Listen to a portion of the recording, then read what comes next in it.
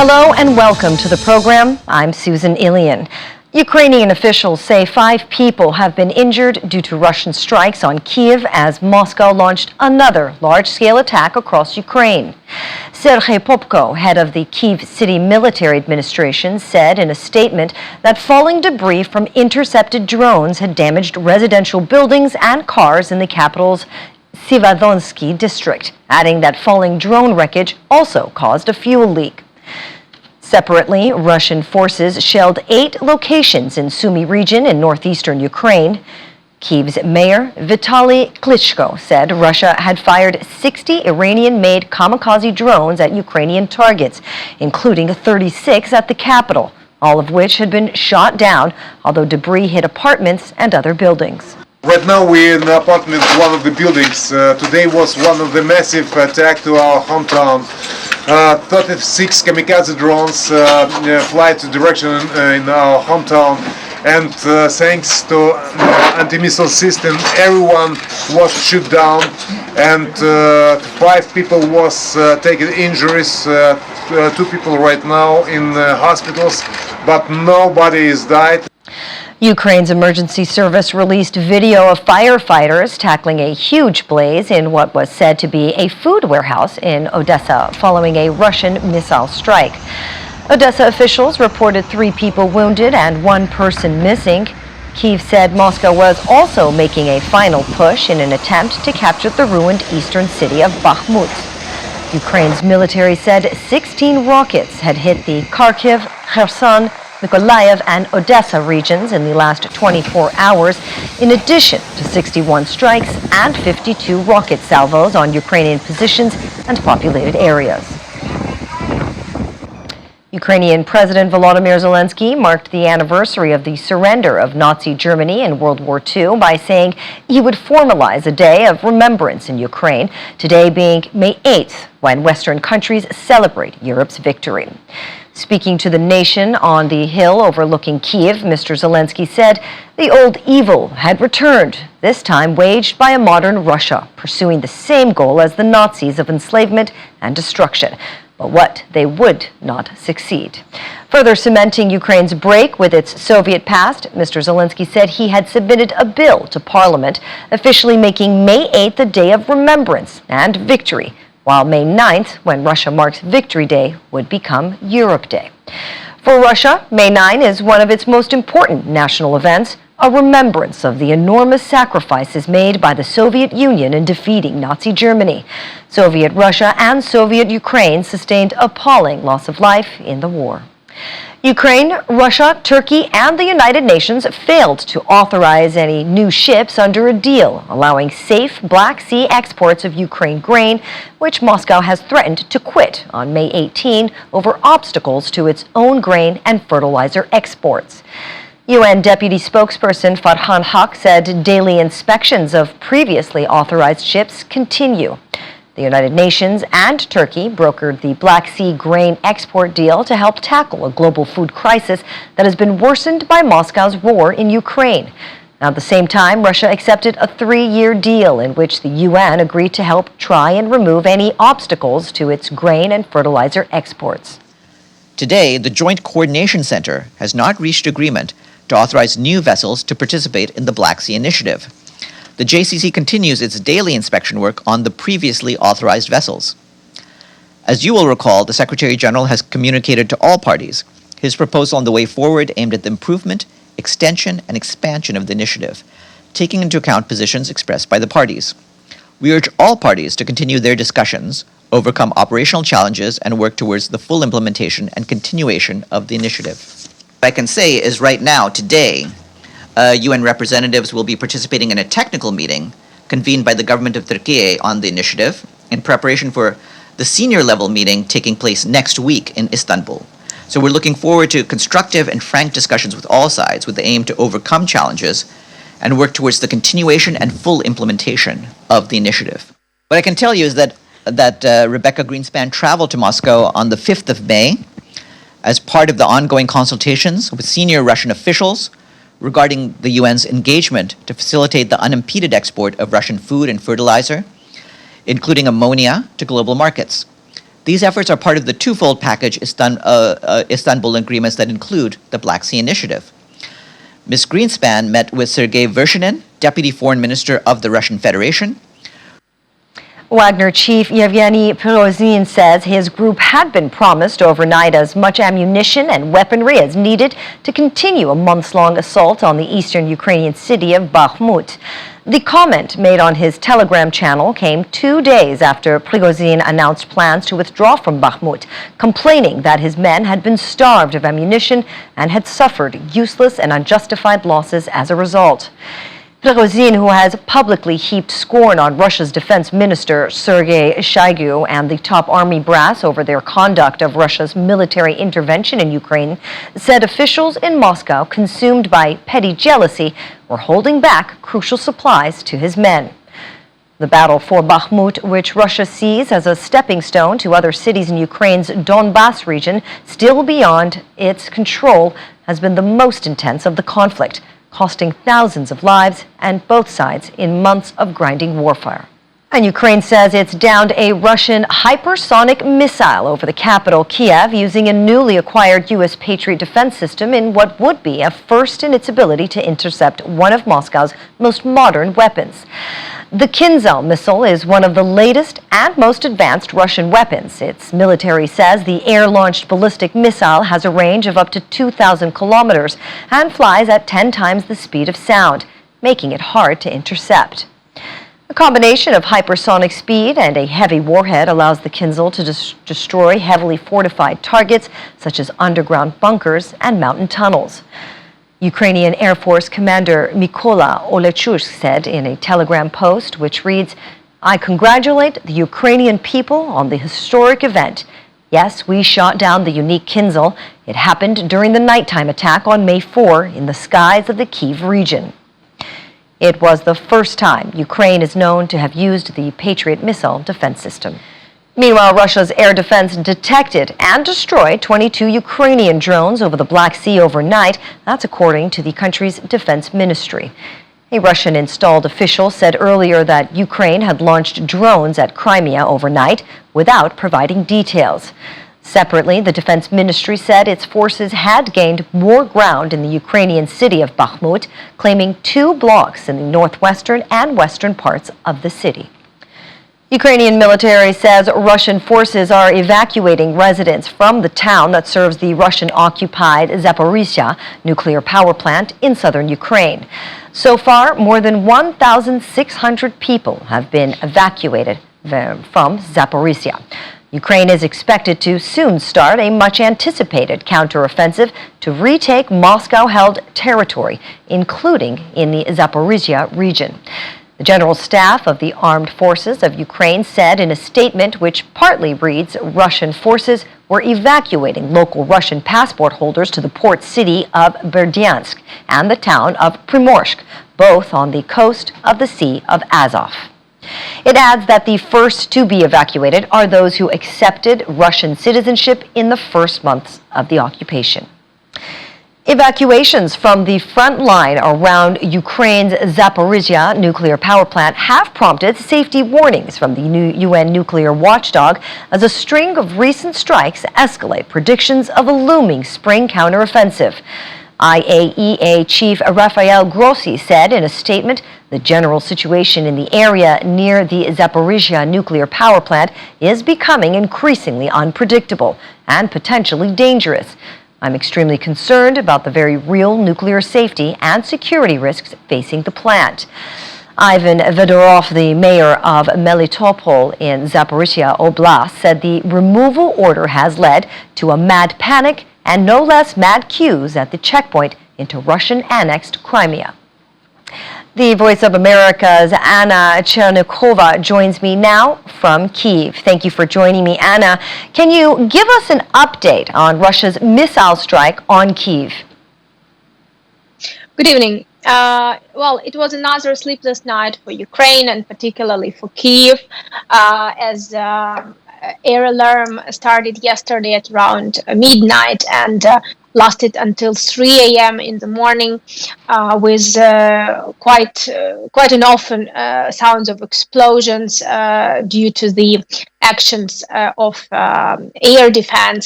And I can tell you that it was really, really quite a loud night. One of the drones, particularly, was destroyed next to my apartment building, and it was quite an explosion. The building was shaking. Cars around the building were on with the alarm, and it was quite dangerous for the citizens of Kyiv. And as you can see now at the screen, this is one of the residential buildings that was damaged, and apartments that were destroyed. And this is quite close to my place. This is why I personally heard the explosion that loud. What is important to understand that this night attacks, of course, create additional risks because a lot of people are already sleeping. A lot of people might sleep through the air raid alarm. This also happens, and they don't go physically to the shelter. So, of course, this was quite a dangerous night, and in Kyiv. Well, today life in Kyiv is back to normal, but yesterday night it was very nervous, and 5 people were confirmed injured. 2 are hospitalized.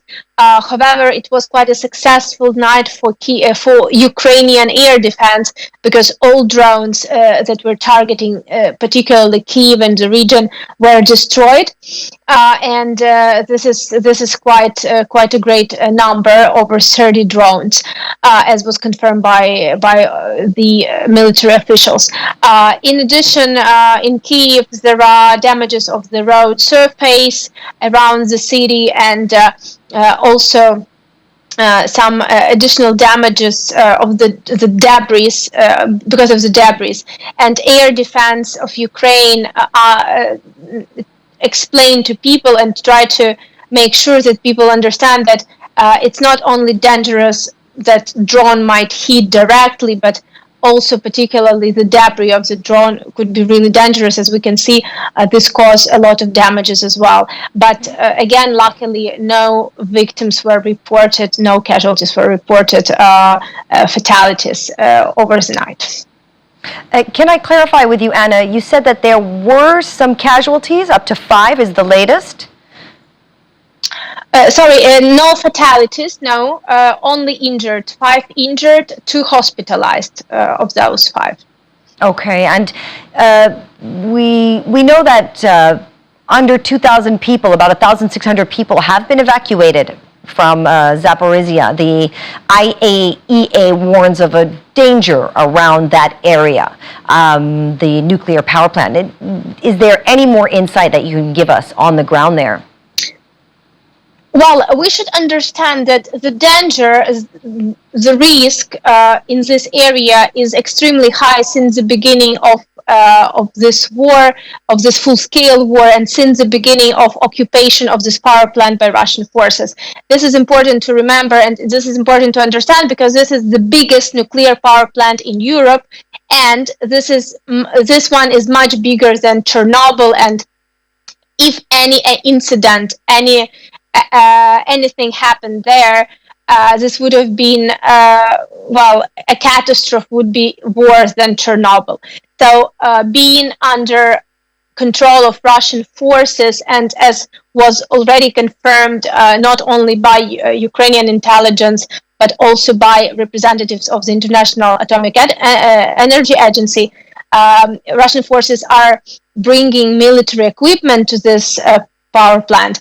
This is creating extremely high risks. But this recent evacuations, we cannot verify independently, of course, what's happening at the power plant, and we cannot verify, unfortunately, independently what's happening in these occupied territories. But Ukrainian authorities predict that these evacuations might be not only due to the risks of the concerning power plant, because as I already said, these risks were high since the beginning of full-scale invasion.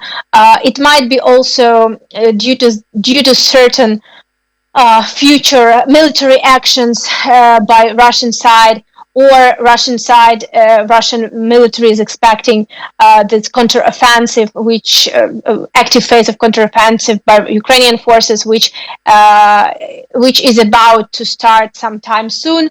So this could be also additional reasons to this evacuation. But again, we cannot say for sure, and for the moment, we can just see the fact that yes, people are evacuated, and yes, International Atomic Energy Agency highlights that risks are extremely high. And but again, we have to remember that this remains extremely high, and for the moment, we do not hear any additional details on that. Okay, and Anna, now Moscow stepped up attacks across Ukraine before the 9th of May, and some commentators do say that Russian President Vladimir Putin wants to secure some kind of victory in the grinding war to coincide with this holiday that's upon us. What do you make of all of that?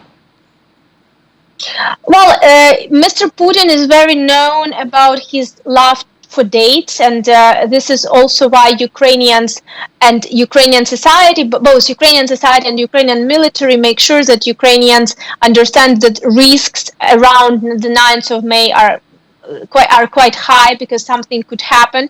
Not always it happens in terms of dates, but sometimes and often it does.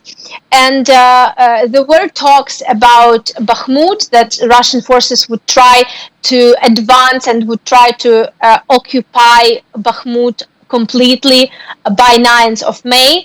It doesn't look, for the moment at least, and according to the reports we see from the ground, it doesn't look that the full occupation of Bakhmut is happening until tomorrow. But Ukrainian forces confirmed that Russian forces intensified the attacks over the past days and had certain tactical success. So around this area of Avdiivka and Bakhmut particularly, so there is definitely activization of certain activities, and also we're hearing Wagner Group and Kadyrov forces trying to get certain strengths in Bakhmut, particularly Wagner Group, and so we hear all these talks between different Russian military groups, which is clearly creating this understanding that the city of Bakhmut remains the main target for this in this particular area for this moment, and of course Ukraine is expecting certain escalations in different areas, and might be escalations in terms of shelling as well over this the night, which is upcoming night. And tomorrow, so people are asked military is asking people to be on the alarm and be very careful with air raid alarms and sirens, to go straight to the bomb shelters if they hear the siren, because the risks of attacks are very high. And also there are reports that it might be happening this upcoming night. So I should say that in Ukraine, for Ukraine and for Ukrainians, this is not a surprise. And Ukrainian society, kind of emotionally ready that it could be such a escalation, if we can call it this way. But to be honest, any attack, any shelling, and the one that happened this night, basically, remains kind of, creates kind of similar emotional and physical effects. So I don't think that for Ukrainians it would be something new if this upcoming night would be another shelling. But of course, people are kind of, making sure they're ready in case this is happening. So my last question for you, Anna, is, it's a sensitive time right now. What's the mood like in Ukraine, being the anniversary of the surrender of Nazi Germany in World War II? Yeah, today President Zelensky announced that finally, officially, there are changes in Ukrainian commemoration dates, and May 8th would become the main day for commemoration of the Second World War victims, and this is how the rest of Europe is commemorating, because in Russia, as we all know, and back in USSR, May 9th was the main day for celebration. It was really big celebration, but for Ukraine, it was never a celebration; it was commemoration. And in Ukrainian society was kind of discussing this question of changing the date of commemoration. So this is finally happening, and today there were some official statements, particularly by President Zelensky, and this official announcement that the date would be changed from this year on. And tomorrow, Ukrainians again would be celebrating, with the rest of Europe, will be celebrating the Day of Europe. And we know that Ursula von der Leyen is coming to Ukraine. At least this was announced. So we will see how the situation will be in the country, and how all this would went. But this is quite a positive. So inside the society, this is for society, this is quite a positive change, and people were waiting for this change. I can tell for some time now. So I can say that starting from the beginning of war in 2014, particularly and especially after the beginning of full-scale invasion. So in general, there is definitely no celebration mood in the country, because this is all about commemoration, and war is still ongoing.